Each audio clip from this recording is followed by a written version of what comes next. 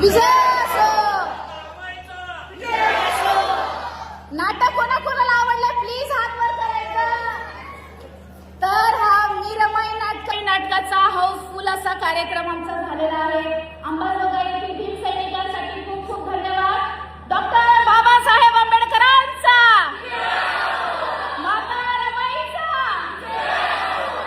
माता रमाईचा, रडणाऱ्या नाही तर लढणाऱ्या रमाईचा इतिहास सांगणारं भारतातलं पहिलं एक पात्री नाटक मी रमाई.